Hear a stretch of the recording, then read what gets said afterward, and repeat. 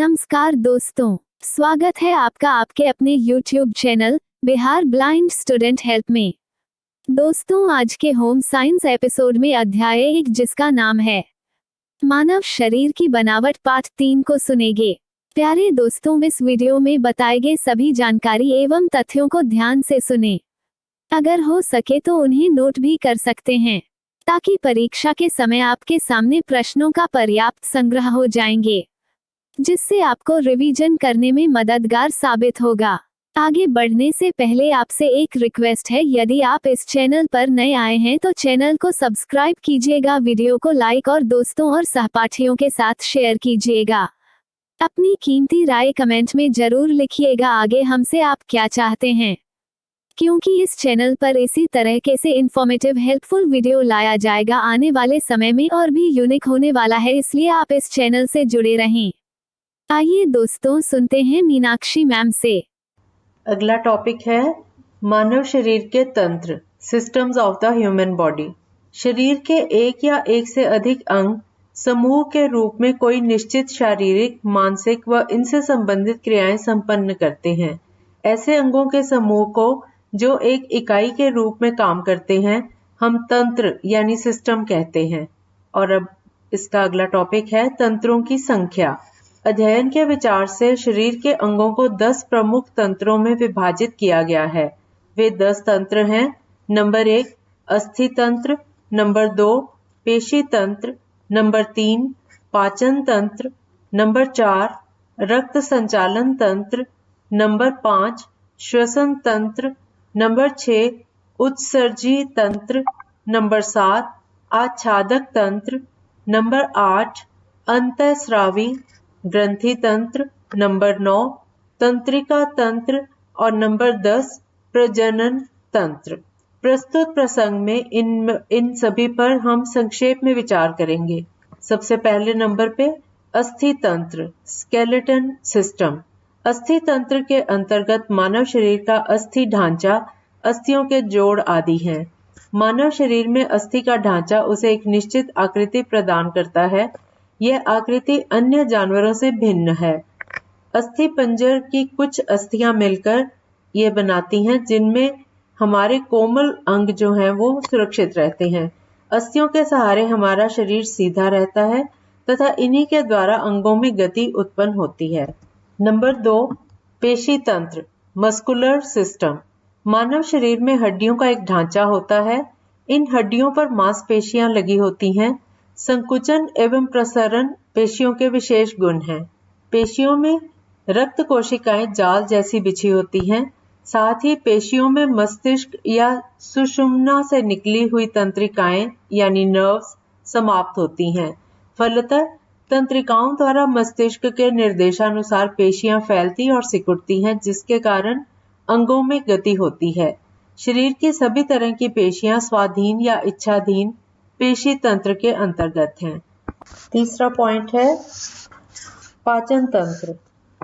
मुंह, कंठ, भोजन की नली, आमाशय, पक्वाशय, छोटी आंत, बड़ी आंत तथा यकृत, अग्न्याशय इत्यादि ग्रंथियों के समूह से पाचन तंत्र का निर्माण हुआ है। भोजन को पचाना, पची हुई चीजों को अवशोषित करना तथा अवशिष्ट पदार्थों को शरीर से बाहर निकालना पाचन तंत्र के कार्य हैं। पाचन तंत्र को इंग्लिश में डाइजेस्टिव सिस्टम कहा जाता है। DIGESTIVE digestive system. Fourth point रक्त संचालन तंत्र, blood circulatory system, BLOOD blood, CIRCULATORY circulatory system. रक्त संचालन तंत्र का दूसरा नाम परिवहन तंत्र भी है। हृदय, धमनियों, शिराओं, कोशिकाओं और उनसे प्रवाहित रक्त के द्वारा रक्त संचालन तंत्र का निर्माण हुआ है। शरीर की असंख्य कोशिकाओं को भोजन तथा ऑक्सीजन पहुंचाना और शरीर के विकार को ग्रहण कर उसे शरीर के बाहर निकालना रक्त संचालन तंत्र के प्रमुख काम है। इनके अतिरिक्त शरीर के अंतःस्रावी ग्रंथियों से निकले हुए स्राव यानी हार्मोन को शरीर के निश्चित विशेष भाग में पहुंचाना रक्त संचालन तंत्र का ही काम है। और इसके बाद 5वां पॉइंट है श्वसन तंत्र, रेस्पिरेटरी सिस्टम, रेस्पिरेटरी सिस्टम, इसके स्पेलिंग है RESPIRATORY, रेस्पिरेटरी सिस्टम। नाक, कंठ, श्वसन प्रणाली, फेफड़े इत्यादि श्वसन तंत्र के अंग है। शरीर की पेशियों में दहन क्रिया के लिए ऑक्सीजन पहुंचाना और कार्बन डाइऑक्साइड तथा अतिरिक्त जल वाष्प और ताप को शरीर से बाहर निकालना श्वसन तंत्र के प्रमुख काम है। छठा पॉइंट है उत्सर्जी तंत्र, excretory system, EXCRETORY, excretory system. हमारे शरीर में कुछ ऐसे अंग हैं जो पृथक पृथक रूप में शरीर से विकारों को बाहर निकालने का काम करते हैं। ऐसे अंगों में फेफड़े, वृक्क, चर्म, यकृत इत्यादि हैं। इन प्रमुख अंगों के समूह को हम उत्सर्जी तंत्र कहते हैं। इसके अंतर्गत इन्हीं अंगों की क्रिया पद्धति का वर्णन है। और 7वें नंबर पे है आच्छादक तंत्र, epithelial system, EPITHELIAL, epithelial system. आच्छादक ऊतकों के कई उपभेद हैं, लेकिन आच्छादक तंत्र के अंतर्गत हम विशेष रूप से केवल चर्म का अध्ययन करेंगे। शरीर के अंगों की रक्षा करना, सर्दी और गर्मी से बचाना, शरीर के विकारों को पसीने के रूप में निकालना, सुख दुख, सर्दी गर्मी, भारी हल्का, रुखड़ा चिकना इत्यादि की अनुभूति प्राप्त करना चर्म के मुख्य काम है। और इसके बाद 8वें नंबर पे है अंतःस्रावी तंत्र, endocrine system, ENDOCRINE, endocrine system. अंतःस्रावी तंत्र के अंतर्गत शरीर के भीतर की पीयूष, चुल्लिका, उपचुल्लिका, थाइमस, उपवृक्क, वृषण, अंडाशय इत्यादि नलिका विहीन ग्रंथियों तथा उनसे निकले हुए हार्मोनों का अध्ययन किया जाता है। 9th पॉइंट है तंत्रिका तंत्र, नर्वस सिस्टम।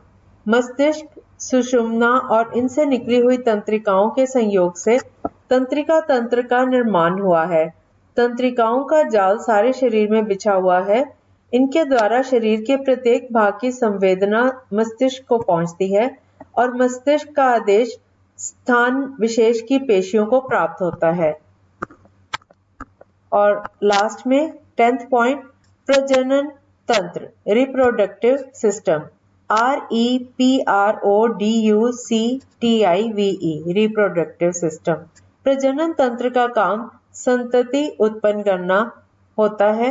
इस तंत्र के अंतर्गत पुरुषों के वृषण, शुक्र प्रणाली, शिश्न तथा स्त्रियों के डिंबाशय और गर्भाशय, योनि इत्यादि अंग सम्मिलित हैं। वीडियो को देखने के लिए धन्यवाद। यदि आपको यह वीडियो अच्छा लगा तो लाइक, शेयर और सब्सक्राइब दोस्तों के साथ शेयर करें। जल्द ही प्रस्तुत करेंगे आपकी सेवा में आपके समक्ष अगला अंक। तब तक अपना ध्यान रखें, मन लगाकर पढ़ाई कीजिए। धन्यवाद।